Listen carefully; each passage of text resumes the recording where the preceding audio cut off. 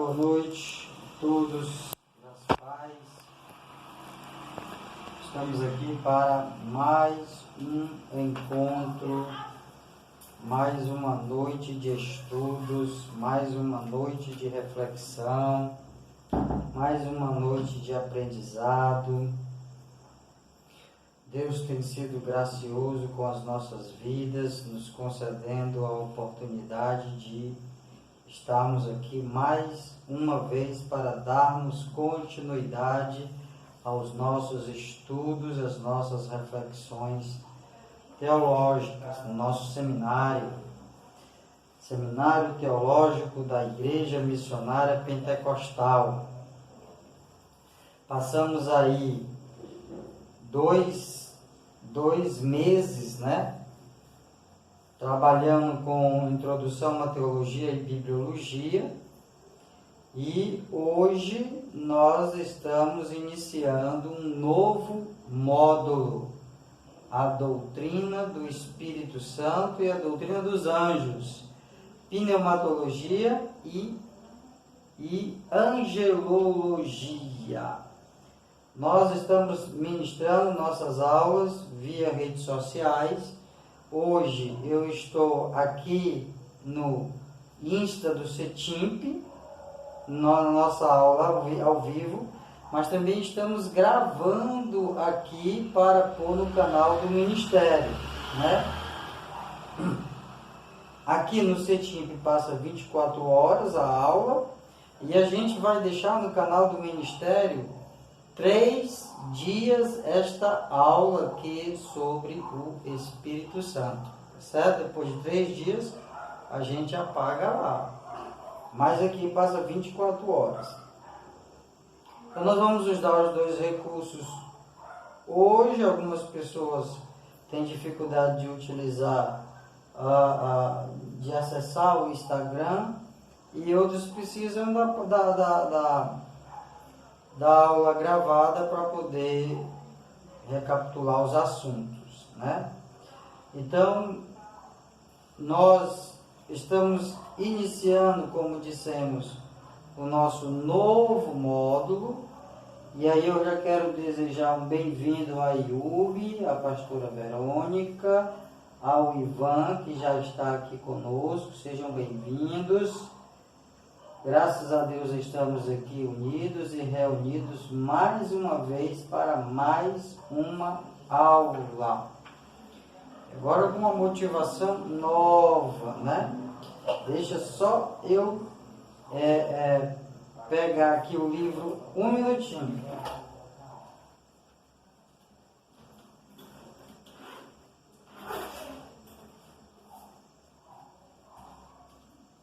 Este é o nosso livro, Todo mundo com o seu livro aí já? Todo mundo com o seu novo módulo aí para mais uma jornada, para mais uma peregrinação pelos assuntos relacionados aí à nossa doutrina, O Espírito Santo faz parte, a doutrina do Espírito Santo faz parte da nossa grade doutrinária, Então nós estamos aqui com o livro, e também estamos gravando, vou mostrar para você, Estamos ali gravando, tá bom? Então nós vamos estar dividindo a nossa atenção entre o Insta do CETIMP e a gravação, ok? Tudo bem? Tudo certo? Tudo direitinho? Espero que esteja tudo pronto aí com vocês. Algumas pessoas estão aí entrando,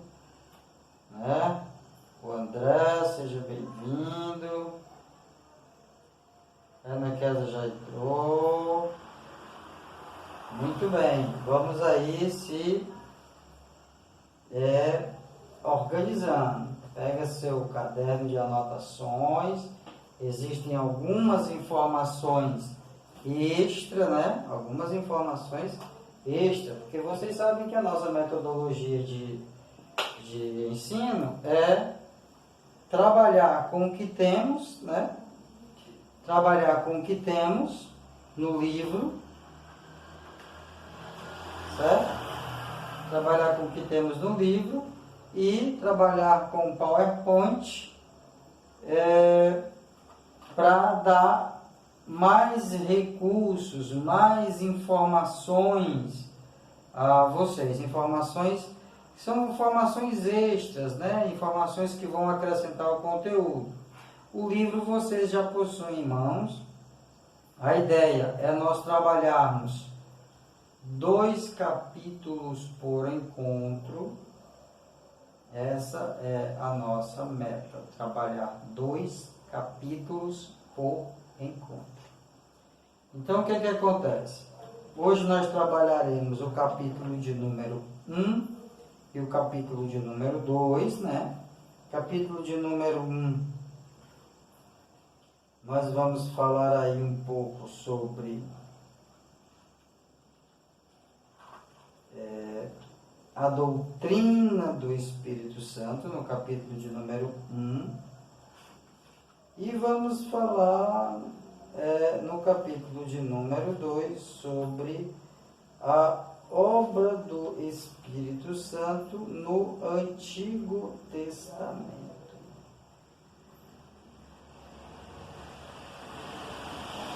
A obra do Espírito Santo no Antigo Testamento. E aí, na próxima terça, nós vamos trabalhar, se Deus assim permitir, mais 2 capítulos, né? Que são o capítulo 3, a obra do Espírito Santo no Novo Testamento, e o capítulo de número 4, o Espírito Santo no Evangelho de João e nos escritos de Paulo. Isso para a próxima semana. Hoje ficaremos com uma introdução à doutrina do Espírito Santo e com a obra do Espírito Santo no Antigo Testamento. Vocês estão ouvindo aí direitinho? Tá tudo ok aí? Tá chegando o som bom? A imagem tá boa? Tá visível? Tá tudo legal? Podemos partir para a nossa reflexão. Muito bem. Som e imagem ok. Muito bem. Então vamos fazer a nossa oração da noite. Senhor nosso Deus, nosso querido Pai, nós queremos agradecer ao Senhor por essa oportunidade de estarmos aqui para darmos continuidade aos nossos estudos e às nossas reflexões. Que o Senhor possa abençoar a nossa mente, que o Senhor possa abençoar o nosso coração, que o Senhor possa nos conduzir nesse novo módulo, que o Senhor se revele para nós através do Teu Espírito de uma forma maravilhosa. Estamos à disposição, Senhor, inteiramente entregues à influência do Teu Espírito sobre nós. Que nossa mente seja cativa do Senhor nessa noite. Que sejam momentos agradáveis, em nome e para a glória de Jesus. Amém. Muito bem. Seja bem-vindo aí, o André, está tudo por aqui, pastora Ana, muito bem, Tassiana, que legal, pastor Martins, muito bem, pastora Milene. Estão chegando, o povo está chegando, hein? Tassiana e Levi aí, muito bem, bacana, estamos juntos, hein? Bom, aqui está tudo preparado, tudo organizado. Podemos partir para a nossa reflexão.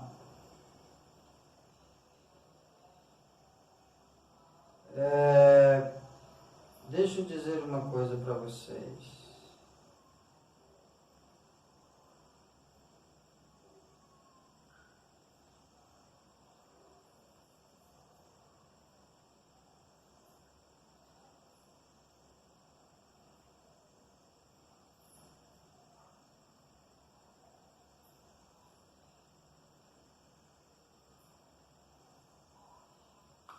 Os assuntos relacionados ao Espírito Santo não são assuntos estranhos ao nosso cotidiano.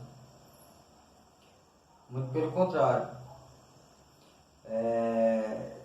Enquanto membros de uma igreja cristã evangélica e dentro desse âmbito pentecostal, fala-se muito da ação do Espírito Santo. Fala-se muito do mover do Espírito Santo.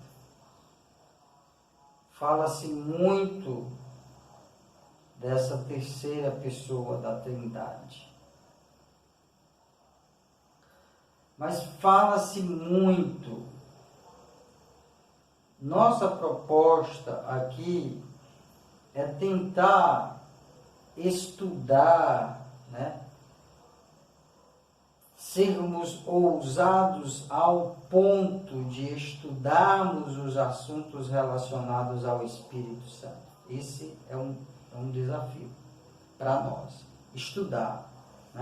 Fala-se muito na igreja. Nosso grande desafio no nosso seminário é estudar. É colocar a mente para pensar a respeito. E aí conectar as nossas reflexões e os nossos pensamentos aos textos descritos nas páginas da Escritura Sagrada. Esse é o nosso grande desafio. É conectar o que pensamos, conectar o que sentimos com aquilo que está nas Escrituras Sagradas. Esse é o nosso grande desafio. Eu acho que é o grande desafio do seminário.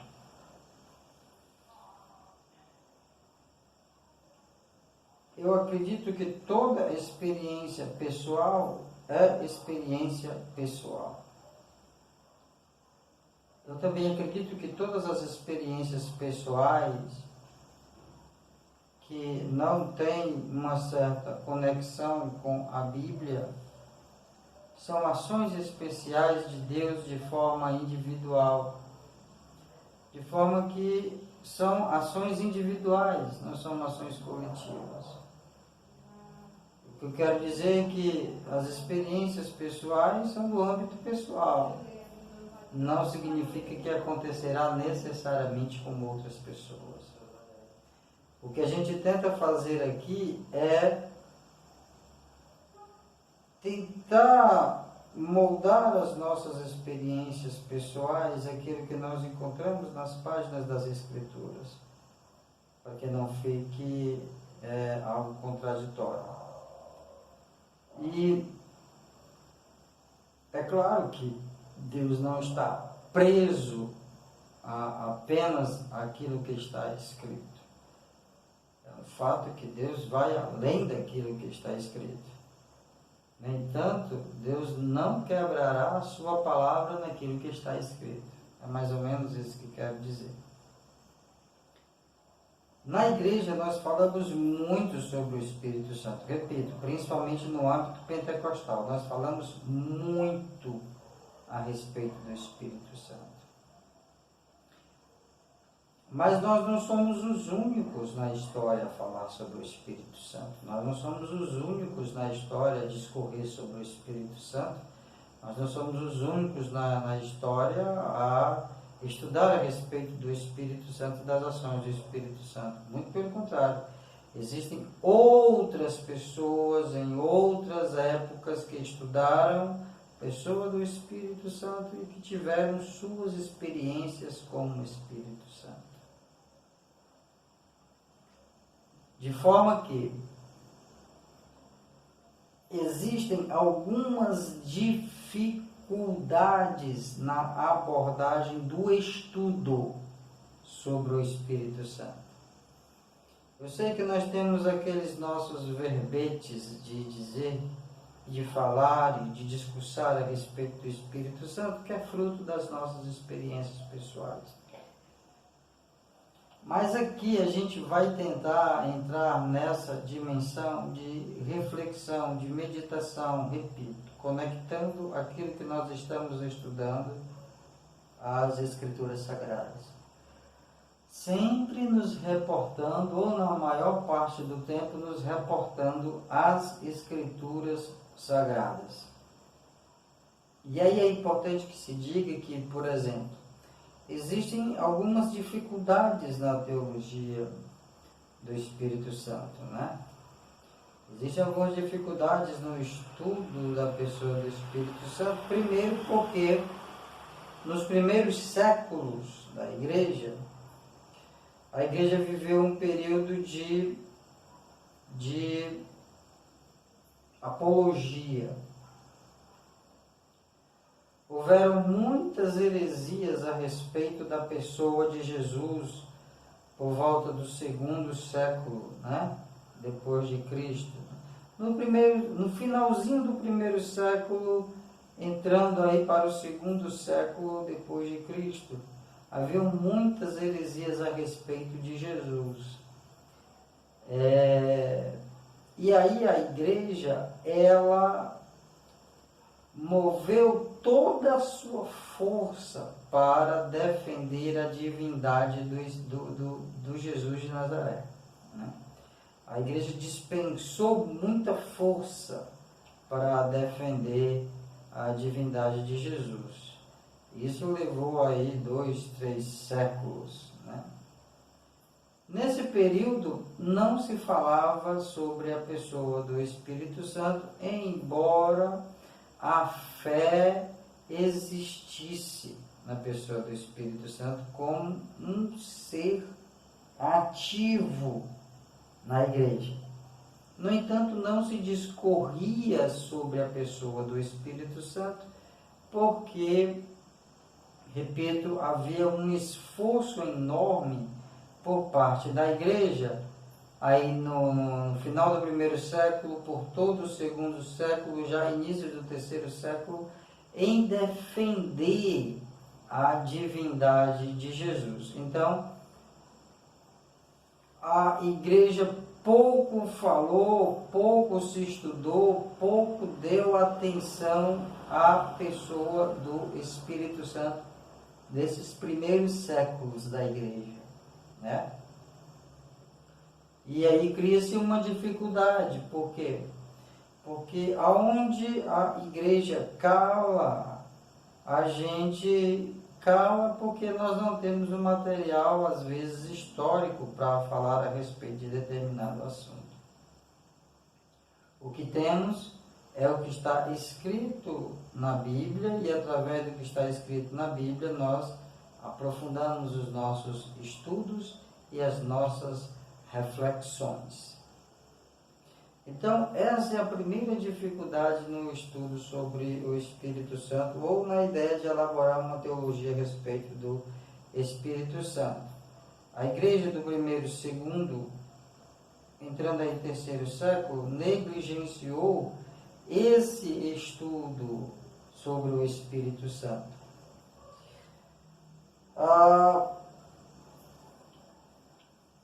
Após isso, a Igreja Romana também não deu muita atenção ao estudo do Espírito Santo, porque a Igreja Romana vai se preocupar aí por volta do terceiro, quarto século com o sacerdócio, com a Igreja, com os santos, com a doutrina a respeito de Maria e suas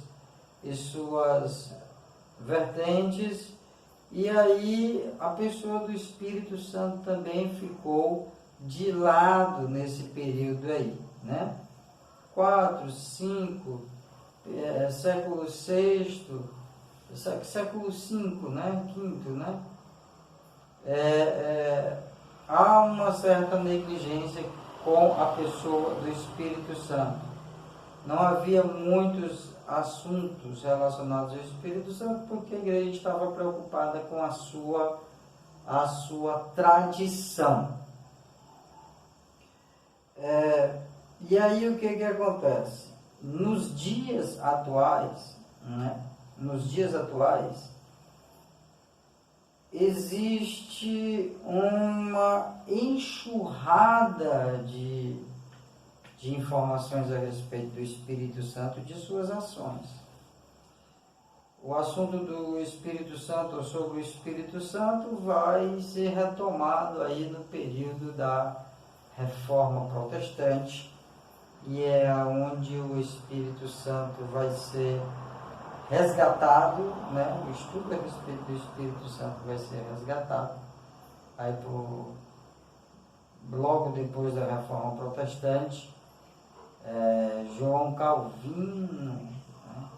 Ele retoma esses estudos sobre o Espírito Santo e até ficou conhecido como teólogo do Espírito Santo. Então, após a Reforma, durante a Reforma, após a Reforma, o assunto a respeito do Espírito Santo foi retomado.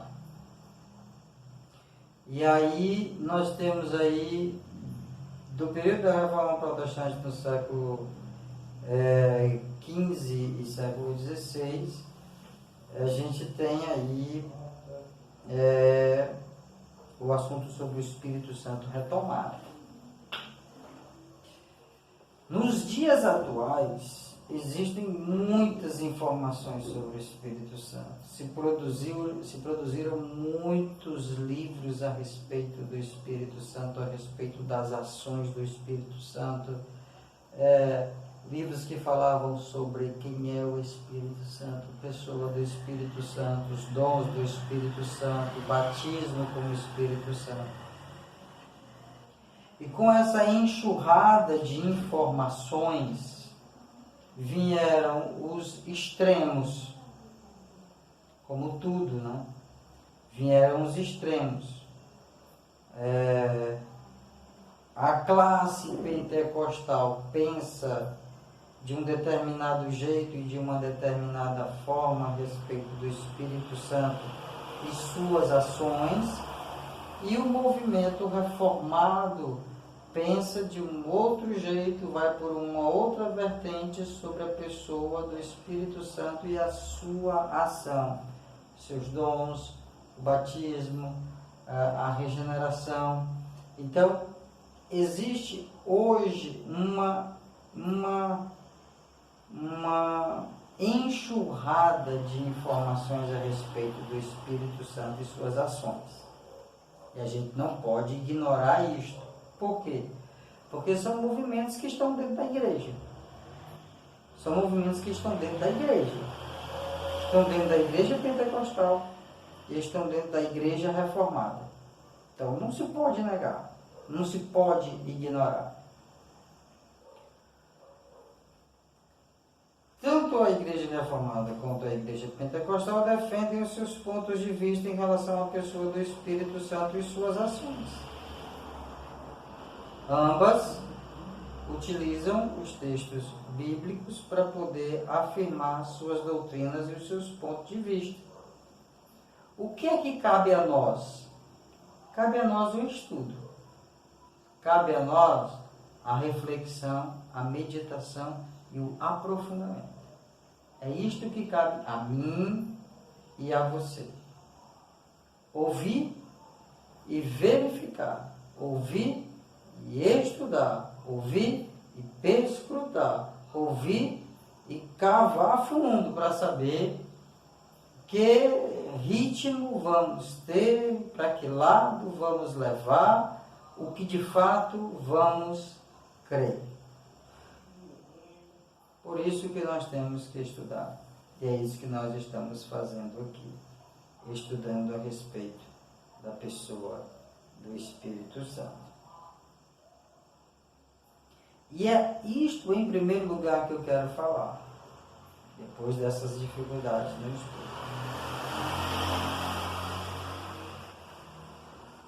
É bom enfatizar, a gente sempre fala, mas é bom a gente enfatizar que o Espírito Santo é uma pessoa. É uma pessoa.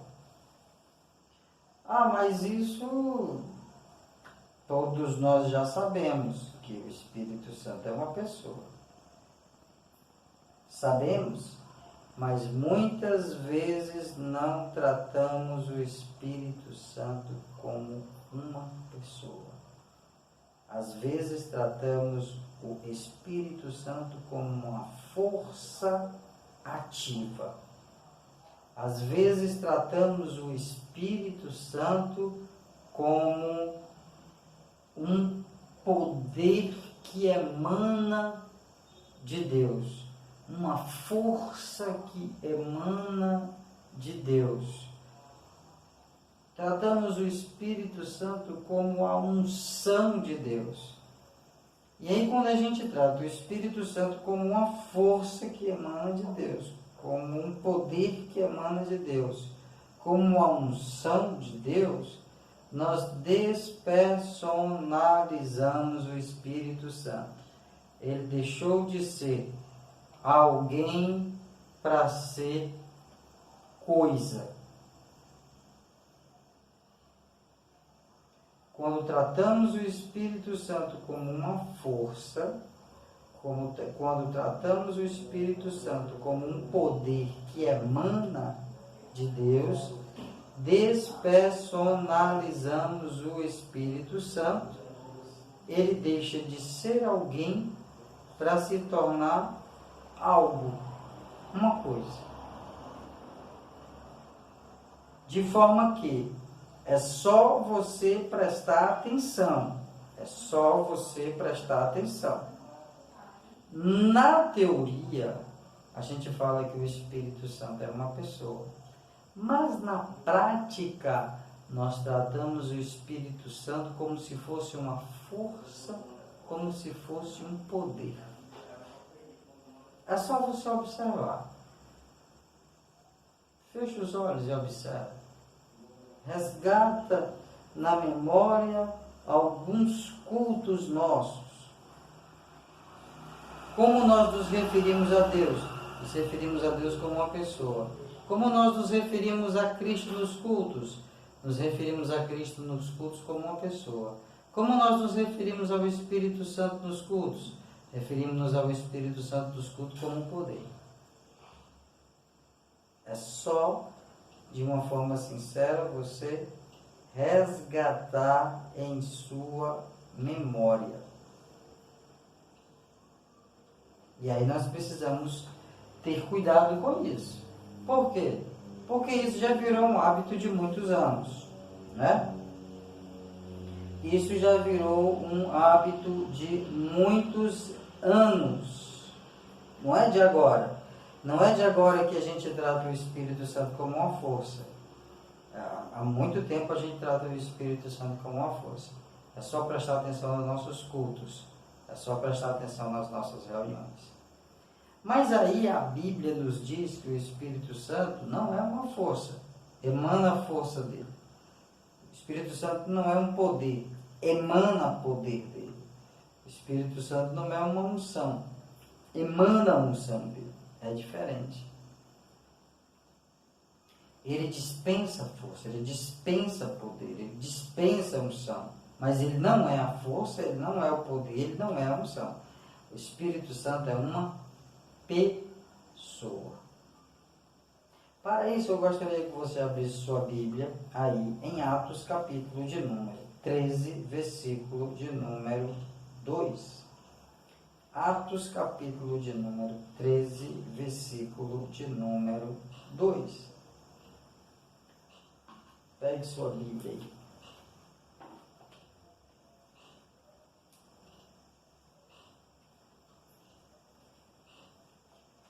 Atos 13, 2.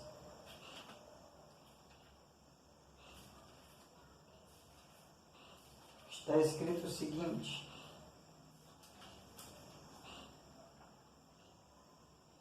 enquanto estavam servindo ao Senhor e jejuando, o Espírito Santo fez o quê? O Espírito Santo disse. O Espírito Santo disse.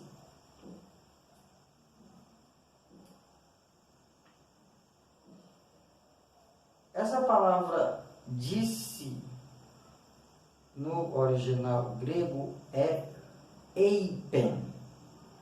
Eipen. E significa justamente isso. Falar, discursar. Dá-se um sentido de comando. Então o texto está dizendo o seguinte: enquanto oravam e jejuavam, o Espírito Santo deu um comando. A igreja de Antioquia, o Espírito Santo deu um comando. Ele disse, ele falou: separai-me a Paulo e a Barnabé para a obra que os tenho designado. O Espírito Santo falou. Segundo a antropologia, o maior sinal de pessoalidade é a capacidade de falar, de se comunicar, de interagir. Então, o Espírito Santo é alguém que fala, que se comunica, que interage. Então, ele é uma pessoa. Quem está falando no texto não é o poder, não é a força, não é a unção. Quem está falando no texto é a pessoa do Espírito Santo. É o Espírito Santo quem está falando. Se você abrir a Bíblia em Éfeso, na Epístola de Paulo aos Éfesos, a Efésios, né? Aos crentes da cidade de Éfeso, no capítulo de número 4, no versículo de número 30, você vai ver o que está escrito lá. O Espírito Santo é uma pessoa porque pode sofrer. E não causem tristeza. A palavra tristeza no original é lipel. Lipel. A palavra lipel significa angústia, tristeza, sofrimento. Então Paulo está dizendo o seguinte: não causem sofrimento ao Espírito de Deus, porque Ele vos marcou como sua propriedade até o dia da redenção final. Não é o que está escrito lá em Efésios capítulo 4, versículo 30? O Espírito Santo é capaz de sentir sofrimento. É capaz de sofrer. E aí Paulo diz: não causem sofrimento ao Espírito Santo. Ele pode sofrer. Ele é uma pessoa que pode falar. Ele é uma pessoa porque é capaz de sofrimento. Em terceiro lugar, ele é uma pessoa porque ele pode interceder. Lá em Romanos, capítulo de número 8, versículo 26. Você pode ir para lá, Romanos, pegue a sua Bíblia, Romanos, Epístola de Paulo aos Romanos, capítulo de número 8, versículo de número 26. Busque lá a sua Bíblia. Está escrito assim: mas o próprio Espírito intercede por nós com gemidos muito profundos para serem transmitidos por palavras.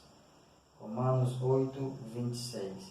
O Espírito Santo é uma pessoa porque tem a capacidade de interceder. É Ele quem transforma os nossos gemidos diante de Deus em palavras compreensíveis. Quarto, o Espírito Santo pode se sentir insultado. Guarde bem isso tudo aí. o Espírito Santo pode se sentir insultado. Hebreus, Epístola aos Hebreus, capítulo de número 10, versículo de número 29. Abra aí a sua Bíblia em Hebreus, capítulo de número 10, versículo de número 29. Se você tiver alguma dúvida, vai colocando aqui para nós e vai colocando também no nosso grupo, lá no grupo do CETIMP. Coloque suas dúvidas lá, mas pode colocar alguma coisinha aqui que a gente responde. Hebreus capítulo de número 10, versículo de número 29.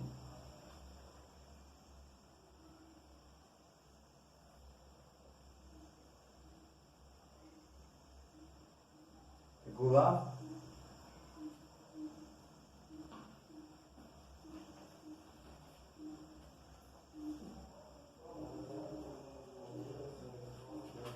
Bom, 10, 29. Está escrito o seguinte: o que acham? Não merecerá uma punição muito maior a pessoa que tiver, olha o que diz a minha tradução aqui, pisado o Filho de Deus, e quem tiver considerado de pouco valor o sangue do pacto com que foi santificado, e que tiver insultado e desprezado o Espírito de graça. Olha que texto forte. Olha que texto forte. Presta atenção. Concede e ceda seus ouvidos para esse texto. O que acham? Não merecerá uma punição muito maior a pessoa que tiver pisado o Filho de Deus e que tiver considerado de pouco valor o sangue do pacto, o que foi santificado, e que tiver insultado e desprezado o Espírito da graça? O Espírito Santo pode se sentir insultado.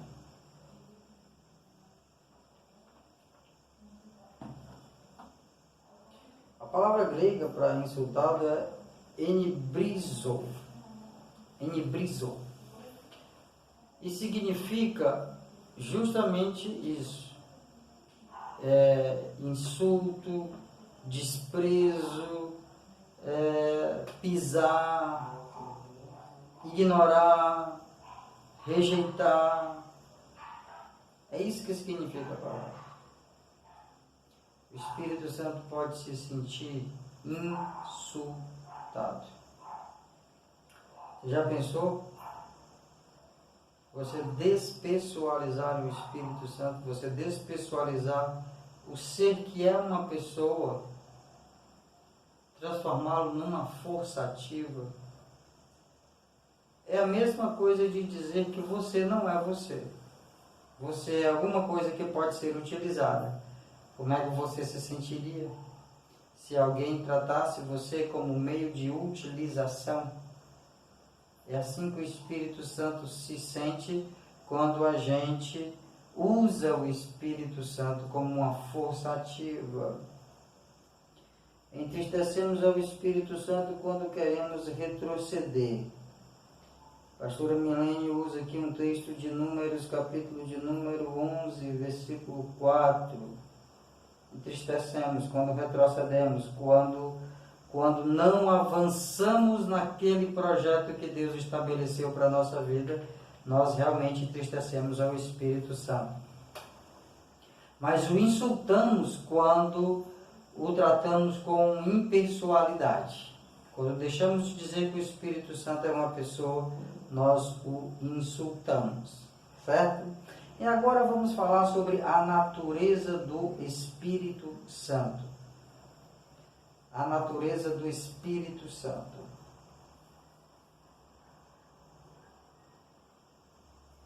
A pastora Milene está colocando aqui nos textos: entristecemos quando nos afastamos da sua presença. E isso é importante, ó, 2 Pedro capítulo 2, versículo 20 ao 22. A gente só se afasta da presença de uma pessoa, né? Nós não se afastamos da presença de uma força ativa ou de apenas um poder. Nós nos afastamos de uma pessoa. Então, se afastar da presença do Espírito Santo também entristece ao Espírito Santo. Muito bem. A natureza do Espírito Santo. Isso aqui é muito importante. Tá bom? Muito importante isso daqui. A natureza do Espírito Santo. E aí nós vamos usar dois termos importantíssimos.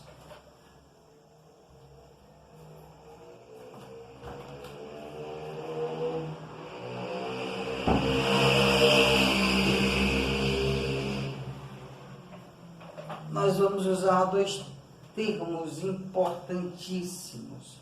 Nós vamos usar um termo que é um termo no hebraico. Por quê? Porque há uma ação do Espírito Santo no Antigo Testamento e o Antigo Testamento foi escrito na língua hebraica. E nós vamos usar um termo na língua grega porque o Novo Testamento foi escrito na língua grega. Então, é importante você ficar ligado nisso.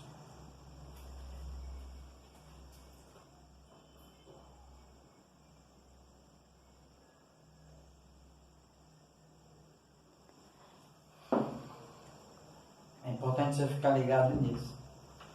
Os dois termos nos dão um itinerário. Os dois termos nos dão uma direção. Para quê? Para sabermos a natureza do Espírito Santo. E o primeiro termo, que é um termo hebraico, o termo hebraico vai chamar o Espírito de Ruach. Ruach. E é quase sempre traduzido para o grego. Nós estudamos em Bibliologia que houve uma tradução do Antigo Testamento para o grego. No grego, a palavra é pneuma, que vem pneumatologia, que vem... são termos direcionados ao Espírito. Tanto ruach quanto pneuma refere-se a sopro, a respiração, ao ar, ao vento, a alma, a hálito. Quando se trata de Antigo Testamento, a tradução para espírito é sopro. Sopro. E esse termo vai dar uma espécie de realismo. O sopro vai dar mais realismo ao texto bíblico, né? É melhor do que a palavra espírito, que é meio abstrata. E para nós, às vezes, é desconhecido, mas o sopro é conhecido. Então, há 378 utilizações da palavra ruach no Antigo Testamento. Há cerca de 378 citações a respeito do Espírito no Antigo Testamento. Agora, há uma questão muito importante a se colocar aqui, e tem que ficar claro para nós. Quando se fala do Espírito,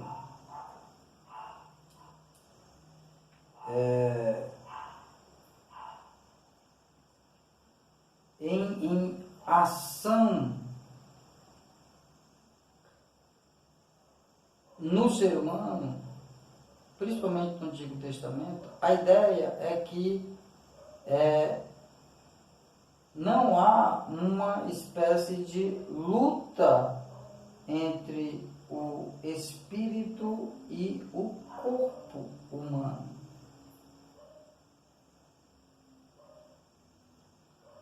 É importante se dizer isso.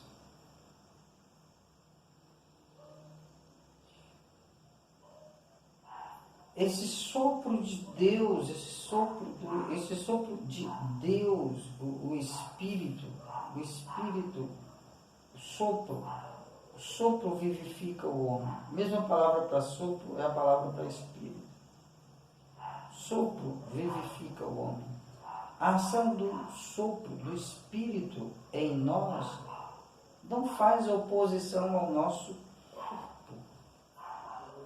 A ação do Espírito não faz oposição ao nosso corpo.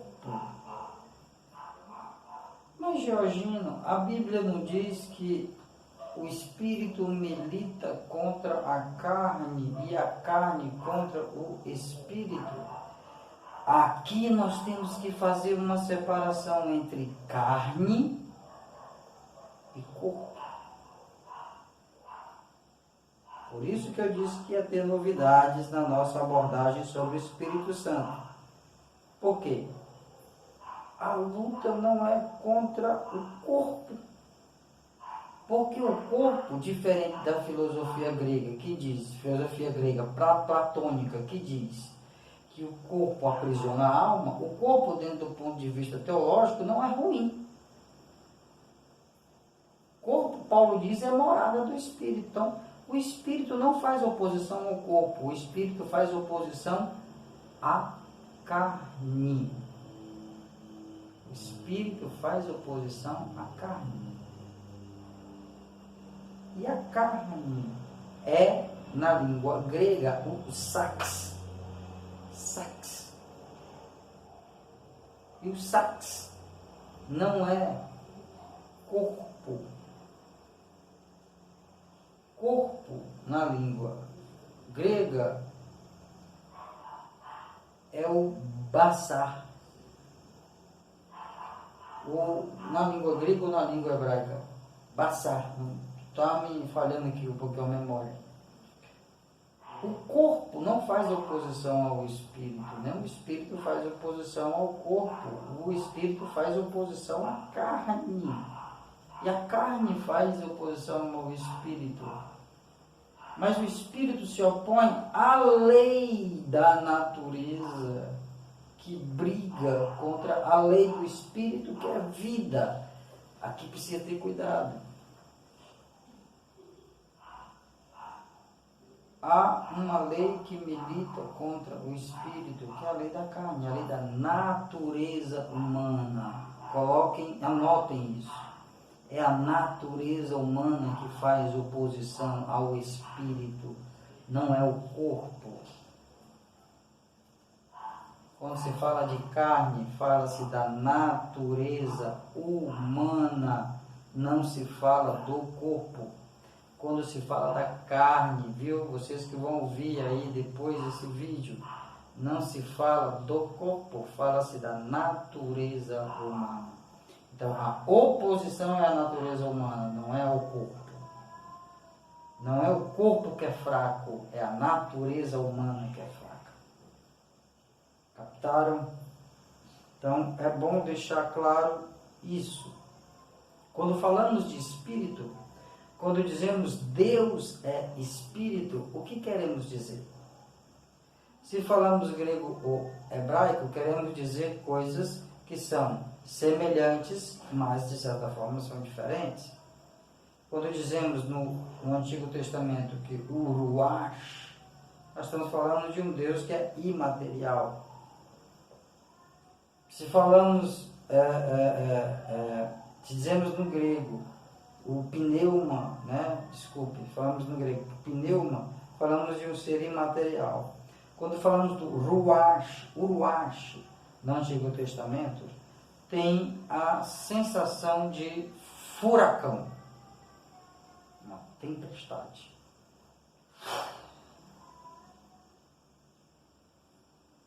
O Espírito.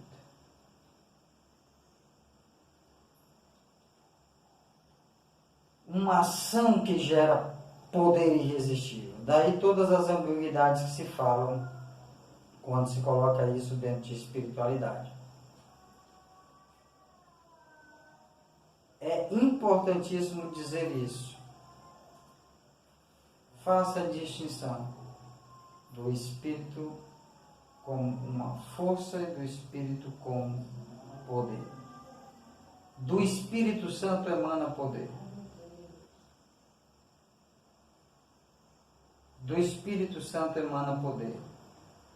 Mas o Espírito Santo não é o poder. Do Espírito Santo emana poder. O Espírito Santo não é o poder. O Espírito Santo é uma pessoa. Bom, vamos falar sobre a divindade do Espírito Santo. A divindade do Espírito Santo.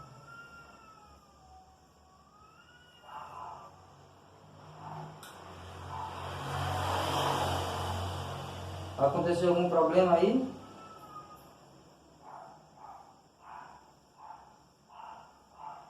Está pausado aí o vídeo?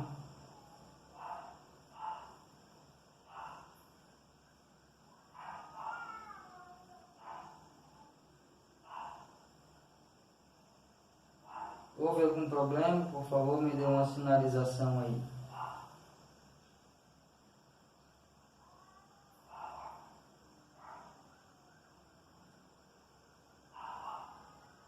Tá ok? Vamos lá. A divindade do Espírito Santo. Melhorou? Melhorou, Vera? Beleza. Melhorou, André? Tava travando, né? Ok, vamos lá. Bom, a divindade do Espírito Santo. Deixa eu tentar explicar para vocês isso aqui. Beleza, Charlene. Voltou. Deixa eu falar para vocês isso daqui. O Espírito Santo é tão divino quanto o Pai e o Filho. O Espírito Santo é tão merecedor de glória quanto o Pai, quanto o Filho. O Espírito Santo é tão merecedor de adoração quanto o Pai e o Filho. Por quê? Porque o Espírito Santo é um ser divino. Quando a gente diz que o Espírito Santo é a terceira pessoa da Trindade, isso não significa uma hierarquia. Não existe hierarquia na Trindade. É só uma forma de colocação. Pai, Filho e Espírito Santo. Mas isso não é uma hierarquia, é só uma forma de apresentação. Por quê? Porque não existe hierarquia, né? Essa divisão hierárquica o Pai é o primeiro, o Filho é o segundo, o Espírito Santo é o terceiro. Na Trindade não tem essa divisão. Por quê? Porque na Trindade a divindade é una. Na Trindade a divindade ela é uma. São três pessoas distintas participando de uma única divindade. Então não existe essa separação, é só uma forma de apresentação. E aí nós vamos ver, por exemplo, na fórmula batismal